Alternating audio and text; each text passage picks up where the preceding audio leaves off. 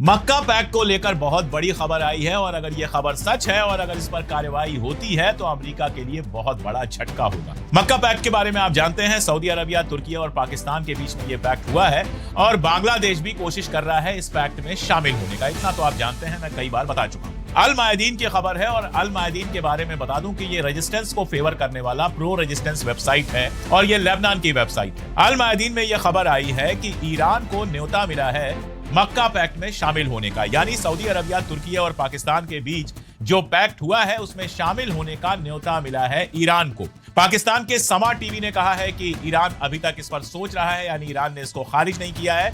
हालांकि ईरान की foreign ministry ने अभी तक कुछ ना हाँ कहा है ना कहा है, लेकिन अल मायदीन में छपना और उसके बाद समा टीवी पर यह आना कि ईरान ने ना नहीं कहा है, ईरान अभी भी सोच रहा है। और साथ में ईरान की जो संसद है, ईरान की जो सीनेट है, उसकी जो समाचार एजेंसी है, उसकी जो न्यूज एजेंसी है खाने मिलत, उसके प्रमुख हैं मेहदी रहीमी। उन्होंने कहा है कि ईरान को मक्का समझौते में शामिल होने का न्योता मिला है और इस पर सोच विचार हो रहा है, इस पर अभी बात चल रही है। इसका मतलब यह है कि न्योता तो मिला है। इसका मतलब यह है कि सऊदी अरबिया, तुर्की और पाकिस्तान के समझौते में ईरान से कहा गया है कि तुम भी शामिल हो जाओ, कहीं कोई दिक्कत नहीं है। यानी इस्लामिक नाटो बनाने का जो खेल चल रहा है, जो बात चल रही है, उसमें ईरान को भी शामिल करने की बात चल रही है। यानी ये बिल्कुल क्लियर हो गया है कि मक्का समझौता ईरान के खिलाफ नहीं है, वो इजराइल के खिलाफ। ये बिल्कुल क्लियर हो गया है। आपको याद होगा कि ट्रंप ने इस समझौते का स्वागत किया था। अब ईरान को शामिल करने वाली बात पर ट्रंप क्या सोचता है अभी तक सामने नहीं आया है, लेकिन जरूरी है यह समझना कि इसके मानी क्या है। आप देखिए, एक चीज बिल्कुल क्लियर है कि जो वार चली, चाहे वो 12 रोजा जंग हो, 12 रोजा जंग के दौरान खाड़ी के मुल्क शामिल नहीं हुए, लेकिन आखिरी हमला जो हुआ था वो खाड़ी में ही हुआ था, वो इजराइल पे नहीं हुआ था। आपको अच्छी तरह से याद है, कतर में वो हमला हुआ था। उसके बाद जो वार चला, उस वार में लगातार खाड़ी के मुल्कों पर हमला हुआ। सऊदी अरबिया, यूएई, जितने भी मुल्क हैं, कतर, जॉर्डन, कोई भी मुल्क ऐसा नहीं बचा जहां अमेरिकी अड्डों पर ईरान ने हमला नहीं किया। ईरान ने यह हमला क्यों किया था? ईरान के हमला करने की दो वजहें बिल्कुल साफ थी। पहली बात तो यह कि हमला अगर अमेरिका और इजराइल मिलकर कर रहे हैं तो फिर दोनों का नुकसान होना चाहिए। अमेरिका को भी यह लगना चाहिए कि अगर हम ईरान पर अटैक करेंगे तो हमारा भी नुकसान हो सकता है। इसलिए खाड़ी मुल्कों में अमेरिका के जो अड्डे थे उनको निशाना बनाया गया, नंबर एक। नंबर दो, खाड़ी मुल्कों को यह एहसास कराया गया कि अमेरिका तुम्हारी हिफाजत नहीं कर सकता है, अमेरिका के बस की नहीं है तुम्हारी हिफाजत करना। और दरअसल अमेरिका तुम्हारे यहां जो बेसिस बनाकर बैठा है वो तुम्हारी हिफाजत के लिए है भी नहीं, वो सिर्फ और सिर्फ इजराइल की हिफाजत के लिए है। तो जो सारा सिक्योरिटी अरेंजमेंट था, जो अरब मुल्कों को लगता था कि पैसे हमारे खर्च हो रहे हैं, जमीन हमारी इस्तेमाल हो रही है, तो हमारे लिए फायदेमंद होगा, कभी कोई अटैक हमारे ऊपर अगर ईरान ने किया या किसी और ने किया तो अमेरिका हमको बचाएगा, अमेरिकी डिफेंस सिस्टम हमको बचाएगा, वो सारी की सारी बात झूठ साबित हो गई। ना तो अमेरिका मिडिल ईस्ट की कंट्रीज को ईरान के हमले से बचा पाया और ना ही उसने इजराइल की कीमत पर मिडिल ईस्ट के साथ खड़ा होना चुना।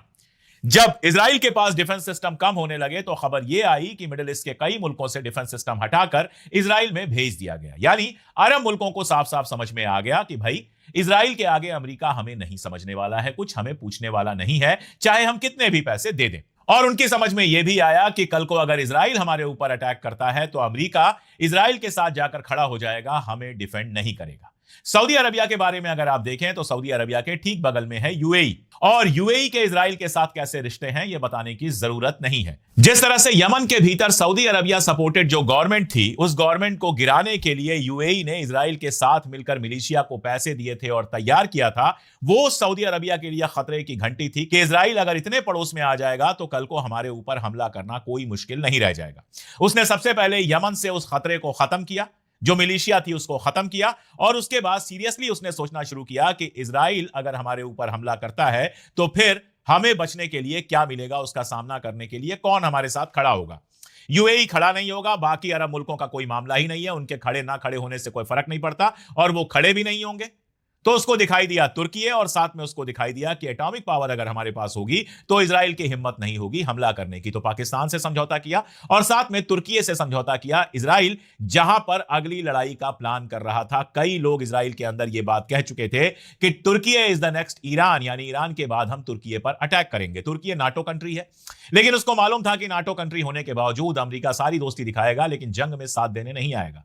इसलिए उसने भी ईरान वार के दौरान ईरान पर हमला नहीं किया, कुर्दों को ईरान में हमला करने के लिए छूट नहीं दी और अपनी जमीन अपने आसमान का इस्तेमाल नहीं करने दिया ईरान पर अटैक करने के लिए, क्योंकि वो ईरान से दुश्मनी नहीं चाहता था। थोड़ी दुश्मनी तो ले ही चुका था सीरिया के मामले में और उसको लगा था कि सीरिया से एक बार असद हट गया तो हमारी चलेगी।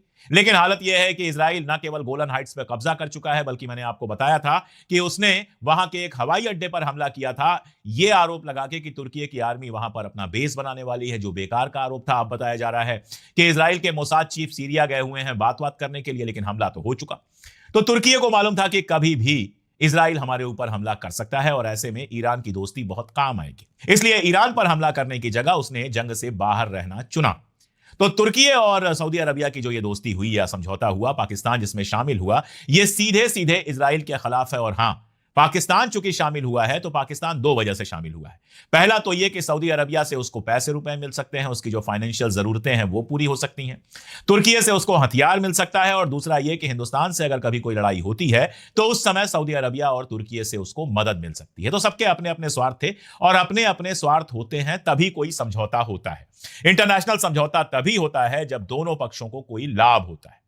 अब इसमें आपको पता है कि इजिप्ट को भी शामिल होना था, आखिरी टाइम पर यूएई की वजह से इजिप्ट शामिल नहीं हुआ।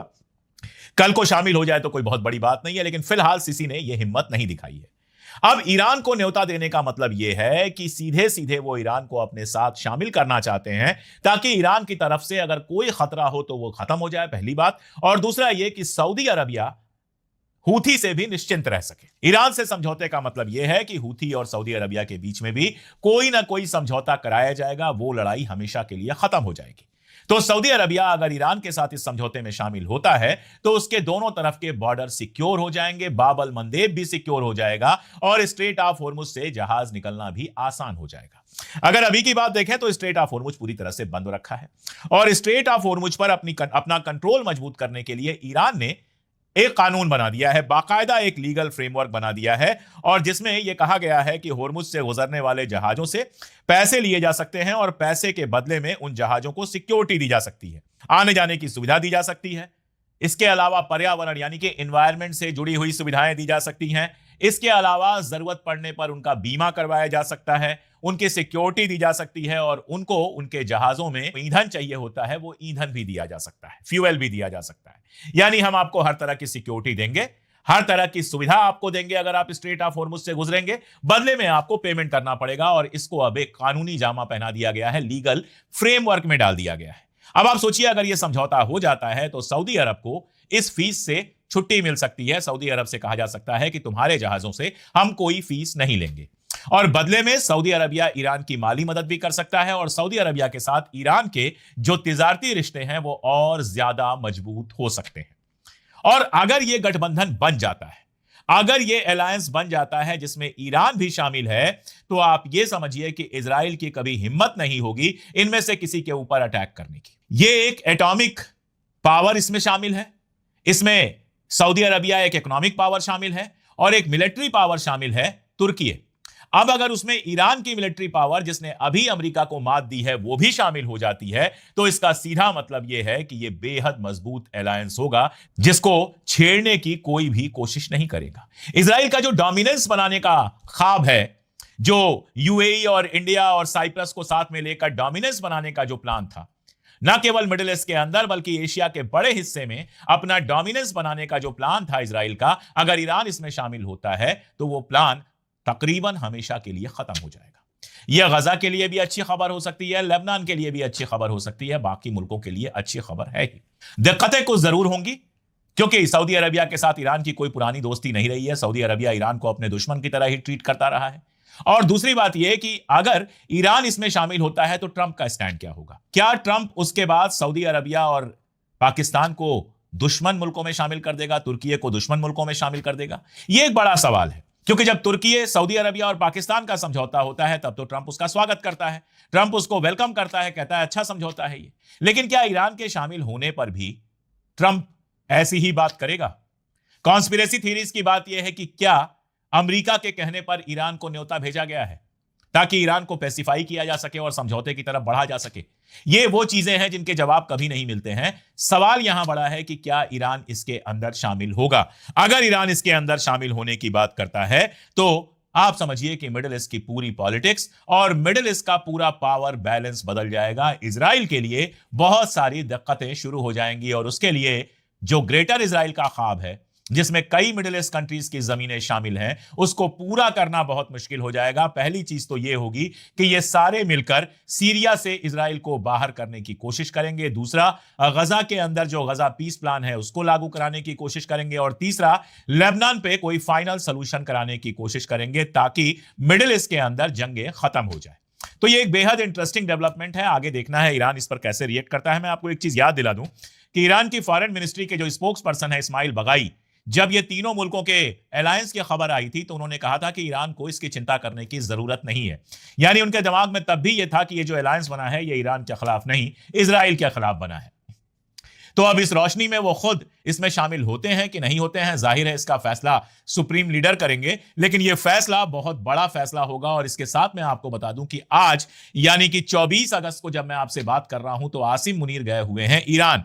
कहा यह जा रहा है कि ईरान जो वो गए हुए हैं वो एक बार फिर समझौते की कोशिश करने गए हैं, लेकिन यह भी हो सकता है कि ईरान जो वो गए हैं वो इस बात के लिए गए हों कि ईरान से डिस्कस किया जाए कि क्या वो इस समझौते में शामिल होगा, और अगर वो इस समझौते में शामिल होगा तो उसकी शर्तें क्या होंगी, क्या उसको मिलेगा और क्या देना पड़ेगा। यह बहुत मुमकिन है कि एक मीडिएटर के तौर पर आसिम मुनीर वहां गए हों ईरान से बात करने।